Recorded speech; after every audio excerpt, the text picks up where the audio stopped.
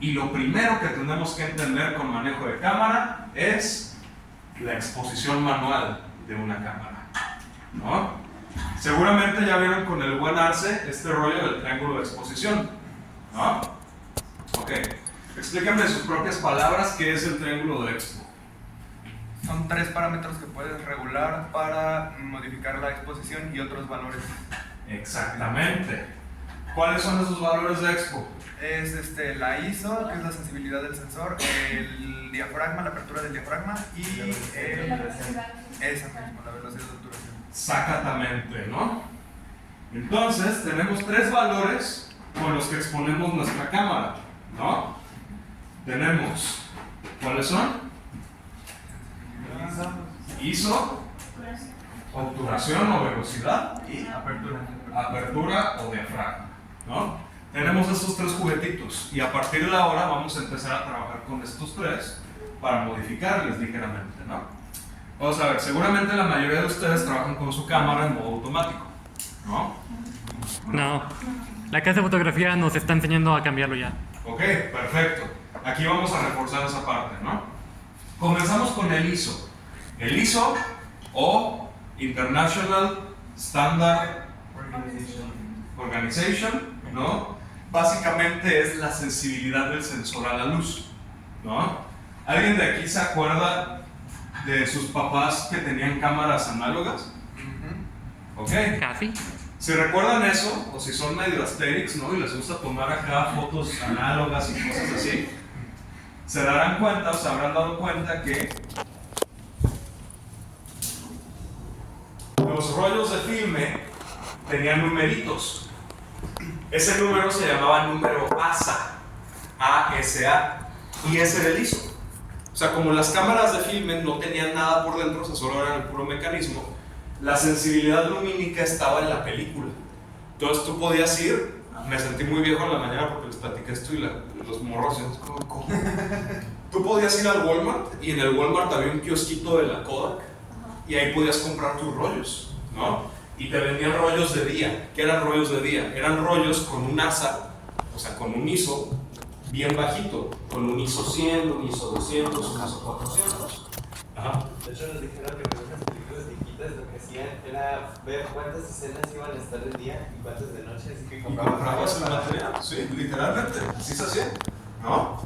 Entonces, también te pueden vender rollos de noche, que eran rollos de un ASA 800, un ASA 640, cosas así. Y te vendían específicamente rollos de fotografía rápida, le llamaban, ¿no? ¿Cómo eran los rollos de fotografía rápida? Tus rollos de 1600 ASA, 2000 ASA, 3000 ASA, ¿no? Que ya eran carísimos y ya no podías comprarlos en el Walmart, ¿no? Tiene sentido eso, ¿no? Entonces el ISO es la sensibilidad lumínica que tiene el sensor, ¿no? Aquí hay una cosa bien importante. Los sensores modernos pueden cambiar su sensibilidad. Sin embargo, aquí me voy a dar cuenta si me hicieron caso o no. ¿Saben lo que es un ISO nativo? Sí. ¿Qué es un ISO nativo? Es el ISO que está hecho Para la cámara. Excelente, ¿no? Todo sensor está diseñado pensando en un valor de ISO en específico, aún sabiendo que se va a modificar, ¿no? ¿Ya se saben el ISO nativo de su cámara? No. Sí. Está en su manual, ¿no? Si no, lo pueden buscar en Google, así de Canon T7i Native ISO, y por ahí lo van a encontrar, ¿no? ¿De qué se trata este asunto? Primero, solamente para mi clase, o sea, solamente para acá, ya tienen un límite, que es no pueden subir a más de ISO 1600. ¿Por qué? Por el grano. Por el grano en parte, pero además de eso, si tienen que subir a más de 1600 de ISO, es que no están iluminando correctamente, es que les está faltando luz, ¿no? Entonces ya a partir de ahora, ¿alguien tiene aquí una Sony Alpha, una A7, una Sony Mirrorless? Ok, solamente si alguien tiene una Sony Mirrorless, pueden subir de ISO, porque esa cámara está diseñada a trabajar en ISO 6400 y así. Pero todos los demás que tengamos lo que yo llamo con mucho cariño el bocho, ¿no? El bocho son las Canon T5 o T7, así. Yo les digo el bocho porque pues, son así bien rendidoras, son bien aguantadoras, la puedes aventar a la pared y no le pasa nada, ¿no? Por eso es el bochito, ¿no? Porque, No es cierto que lo hagan. ajá, ¿no? Entonces, no puedes subir de 1600. ¿Cuál es la cosa aquí con el ISO nativo? Por ejemplo, hay algunas cámaras que tienen un ISO nativo de 125. Aquí empezamos a hacer matemáticas. Aquí ya empezamos a jugar con portales bien cabrón. ¿Por qué? La lógica es que para evitar la mayor cantidad de ruido posible, subamos o bajemos de valores de ISO en múltiplos de nuestro ISO nativo. O sea, si estoy a 125 de ISO, que es mi ISO nativo, y necesito más punch, ¿a dónde voy a subir? Múltiplo de 125. 250. 250. Si mi cámara no tiene 250, pues lo más cercano que va a ser 300. Si tengo que subir de 300, subo a 600. Pero podría compensar esos 50 de ISO e irme a 5500 y así. ¿A qué me refiero con esto? Que por ejemplo, si tenemos una cámara de ISOs nativos 100 y vamos haciendo la cuenta 100 por 2, 400 por 2, 800 por 2, 1600. en una cámara de ISO nativo 100 vamos a tener menos ruido en 1600 que en 1000, ¿no? Porque la cámara está diseñada para funcionar de esa manera, ¿no? Entonces así vamos a manipular el ISO. ¿Tiene sentido eso? ¿Ok? Vamos con la velocidad o la obturación, ¿no? La velocidad se maneja de manera diferente en el cine, ¿no? O sea, en la cinefotografía. ¿Por qué? Porque en la clase de darse, ¿no? En foto fija, ustedes le ponen, te vas a abrir 200 fracciones de segundo, cámara. Entonces la cámara es esto, ¿no? Se abre y se cierra. En el cine no, incluso lo pueden escuchar ustedes. Se abre el espejo y se cierra hasta que se termina de grabar, ¿no? Aquí la lógica es bien sencilla. Les dije que íbamos a hacer matemáticas, ¿no? Esta es la fórmula para su velocidad. Oh, shit. Ah, sí, eso es lo que nos dijo. Si es que grabas a 24 cuadros, tienes que poner la velocidad. Exactamente. La manera fácil de entender esto, o sea, sin la fórmula matemática es, nuestra velocidad es el doble de nuestros cuadros por segundo sobre 1, ¿no? ¿Por qué yo les enseño la fórmula matemática? Es bien sencillo. Porque hacer esto con 24 cosas es bien sencillo. ¿Y cuál es la necesidad de que haya un 1 ahí abajo? ¿Eh? Porque lo pasas para acá y esto es la fracción. Por eso no son 48. Si la velocidad dice 48, son 48 segundos. 1 sobre 48 son 48 fracciones de segundo. Pero, profe, mi cámara no tiene 1 sobre 48. Pues redondeas, güey. 1 sobre 50, ¿no? Pero ¿por qué yo les enseño esta formulita matemática? Bien sencillo. ¿Qué pasa si estamos grabando a 60 cuadros por segundo? ¿A qué tiene que ir mi velocidad? 120. 1 sobre 120. Si estoy grabando a 120 cuadros, 240. y si estoy grabando si estoy usando una cámara Phantom que va a 1680 cuadros por segundo. 3260. Exactamente. Envíen tu habilidad matemática. La cosa aquí es que yo les enseño esta fórmula matemática porque hay algo bien perro, ¿no? Entonces, entendemos que entre más cuadros por segundo utilizamos, más luz necesitamos. Imagínense que están fotografiando algo, un videoclip, un corto, lo que sea, y de repente su director les dice, oye, güey, este plano hay que hacerlo a 60 cuadros por segundo. ¿Cómo sabemos cuánta luz más necesitamos? ¿Del exposímetro? No, hay un hack aquí bien perrón con esto, ¿no? Ok, esta es mi fórmula de 24 y ahora me voy a ir a 60, ¿no? Entonces, sobre 60, mi velocidad va a ir a ¿cuánto? 120. Después hago 120 menos 48, 72. ¿Qué es esto? Esto es la distancia que hay entre mi velocidad original y mi velocidad a 60 cuadros. Después de eso hago esto entre 24. 3. Entonces, 3 veces luz. necesito 3 veces la cantidad de luz. Entonces, ¿qué puedo hacer? Puedo subir mi ISO 3 pasos, o puedo subir mi ISO 2 pasos y 1 paso en apertura, o 2 pasos en apertura y 1 paso en ISO, o puedo subir mis luces del 25% al 75%, y mi luz se va a ver exactamente igual, ¿no? Por eso yo les enseño la fórmula matemática, porque así podemos hacer cálculos bien padres y no están ahí valiendo madre, ¿no?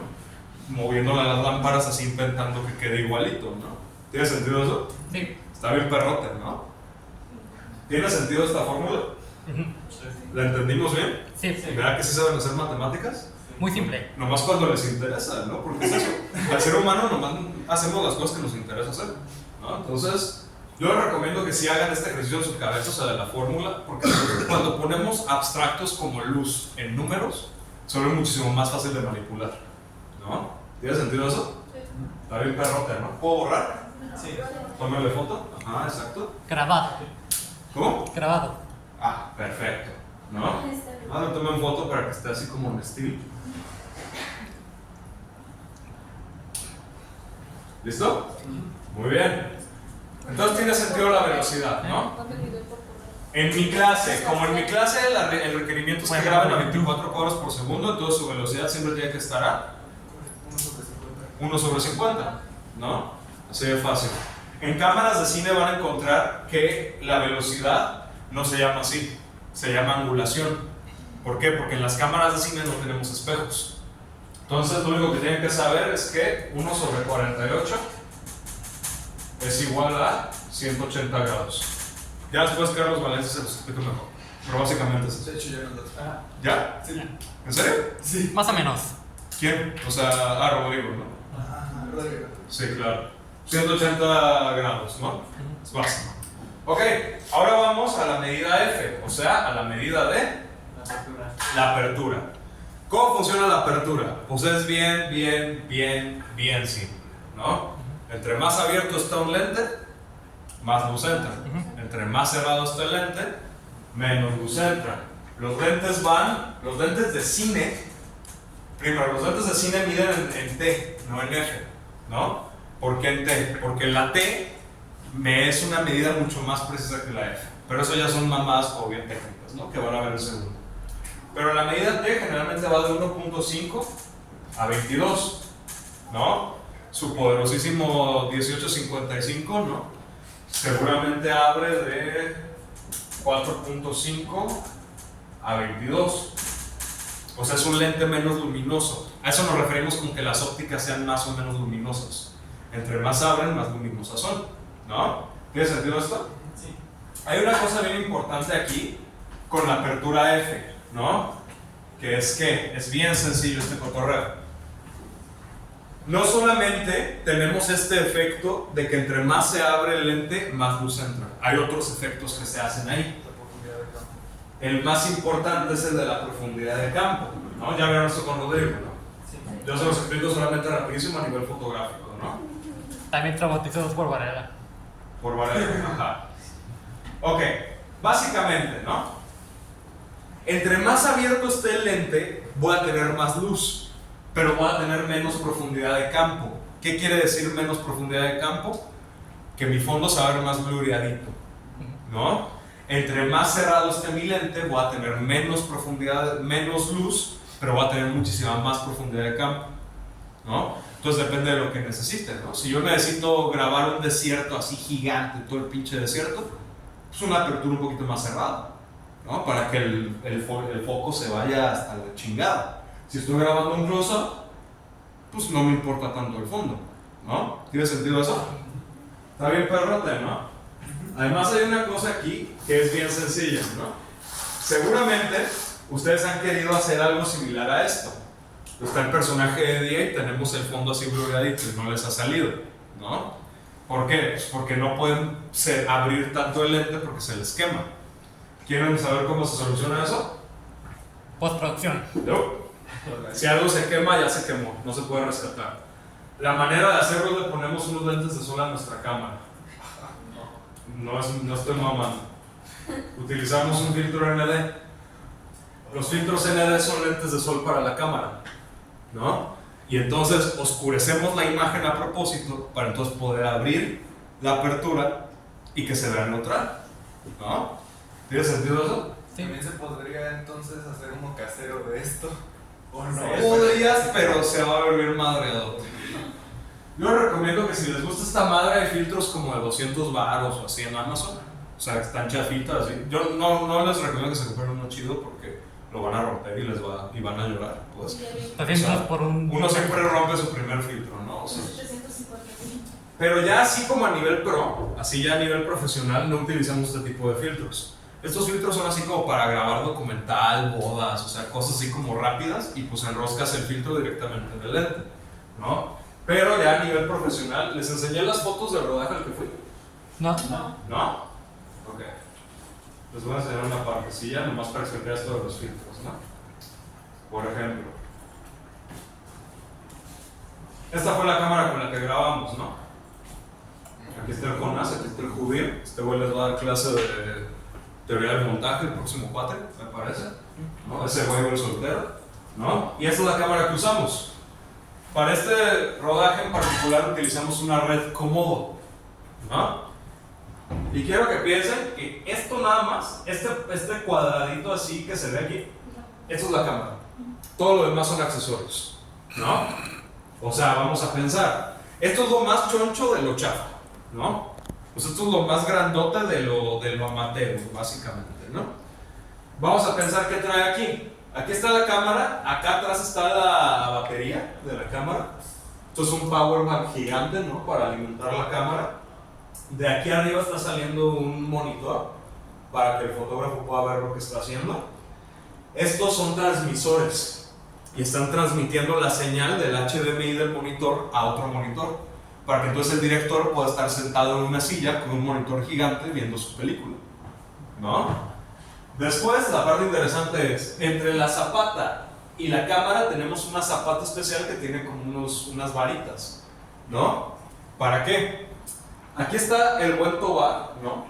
Güey de noveno, que está jalando algo como rosita. Esa madre es un operador de foco inalámbrico. Lo que están haciendo en esa foto es, le están colocando un bracito aquí con un motor que se embona directamente en el anillo de enfoque del lente para que entonces Tobar pueda manejar el foco de manera inalámbrica, ¿no? Entonces también va el foco ahí, pero la parte que les quiero enseñar es esto, ¿no? Esa casita que hay delante del lente se llama mate box, ¿no? ¿Para qué funciona una mate box? Es bien sencillo, ¿no? Las mate box antes lo único que hacían era que tenían como estas cortadorcillas pues, para taparle la luz a la cámara, ¿no? Pero ahora lo que hacemos es que hay mate boxes que tienen entrada de filtros. Entonces, en vez de comprar un filtro para cada lente que tienes, compras filtros para tu mate. Y entonces no importa cuál sea el lente con el que estás trabajando, le pones tu mate y el filtro va a jalar. Por eso no les recomiendo que compren filtros ND muy carísimos, porque al final de cuentas no les van a servir. O sea, porque de repente llegan a un rodaje y tienen lentes diferentes. Entonces, ya cuando sean fotógrafos así ya más mamalones, mi recomendación es cómprense una mate box, ¿no? Y ya en su mate pueden comprarle todos los filtros que quieran y nunca se van a dejar de usar, porque son universales, ¿no? ¿Tiene sentido esa parte? Está bien perrota, ¿no? Básicamente, de eso se trata, la exposición, ¿no? Pero la gran pregunta es, ¿y cómo chingados sé que lo que estoy haciendo está bien en la cámara? ¿No? Porque de repente seguramente ya les ha pasado esto, en la cámara, güey, se ve bien verga, no mames. Sacan la memoria, la meten a la computadora y se ve de la chingada, ¿no? ¿Por qué pasa eso? ¿Tenemos algún nerd de computadoras aquí? A ver, ¿les sabes lo que es una pantalla retroiluminada? Que la iluminación viene desde atrás. Exacto. Hay pantallas que ya son muy viejas, la tecnología, que no pueden encenderse individualmente por píxeles. Entonces, esas pantallas tienen una lámpara por detrás que ilumina el píxel, ¿no? Eso es como un Game Boy, ¿no? O como un 10, ¿no? Ese tipo de pantalla tienen en sus cámaras. Piensen que tienen una pantalla de Game Boy. Entonces, por eso se ve mucho más brillante en la cámara que en la computadora. Porque su pantalla de la cámara no tiene la capacidad para reproducir negros. El negro lo pone como gris y el gris lo pone como blanco, por eso siempre le sale bien oscuro todo, ¿no? Entonces, a partir de ahora van a aprender a fotografiar sin la pantalla. La pantalla a partir de ahora solamente nos sirve para ver en dónde chingados va la cámara y para de contar, porque a partir de ahora vamos a usar una herramienta mucho más precisa para exponer. El exposímetro. El histograma. Rodrigo Villales seguramente les explicó el expo, ¿no? El que va del 0 al 1 acá. Está chido. Yo les voy a explicar el histograma. ¿Qué es el histograma? Si le han picado a su cámara ahí y han andado curioseando, seguramente ya lo encontraron. El histograma es una gráfica que tiene rayitas como así, ¿no? Hoy vamos a ver la lógica del histograma, ¿no? La lógica del histograma es bien sencilla, tiene 3 cuadrantes. Del cuadrante izquierdo tenemos negro, en el cuadrante medio tenemos grises medios y en el cuadrante derecho tenemos blancos. Entonces, este axioma mide la luminosidad del píxel y este axis mide cuántos píxeles de un tono específico hay. O sea, aquí, este tono específico de blanco, hay tantos píxeles. De este tono de negro hay menos píxeles, ¿no? ¿Tiene sentido eso? Y así es como entendemos si nuestra imagen está bien expuesta o mal expuesta. Les voy a poner un ejemplo bien sencillo, ¿no?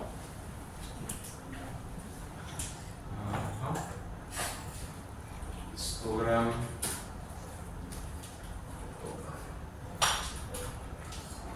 Vamos a ver, esta imagen está bien clara. En esta imagen tenemos la misma foto tomada con exposiciones diferentes, ¿no? Tenemos primero la imagen, cómo se ve el histograma cargado hacia dónde, A la izquierda. y esos son los. Negros. Entonces, esta imagen se ve bien oscura, porque es todo negro, ¿no? Después tenemos a la derecha una imagen que está cargada hacia la, o sea, blancos. entonces está sobreexpuesta o quemada. La de la izquierda está subexpuesta, ¿no? Y en el medio tenemos un histograma que fíjense cómo está súper bien niveladito. ¿Y cómo se ve la foto? Pues niveladita, ¿no? Así funciona el histograma a nivel básico. ¿Tiene sentido eso? Sí. Está bien chido, ¿no? ¿A qué hora es su receso? ¿A las 11 a la 1:15? Ah, tenemos tiempo para jugar un juego bien padre. Vamos a ver videos musicales. ¿Otra vez? Sí, otra vez. Pero ahora va a estar bien sencillo. Comienzo yo. Voy a poner un video musical. Me voy a detener en algún momento. Ustedes eligen en qué plano me detengo. O sea, el plano más difícil. Y yo voy a dibujar el histograma de ese plano. ¿Tiene sentido eso? ¿Quiere que ellos también jueguen los que van a ver después el video? Pues lo pueden hacer después en su casa, sí, por supuesto. Entonces no necesito grabar esta parte. Sí, no la tienes que grabar.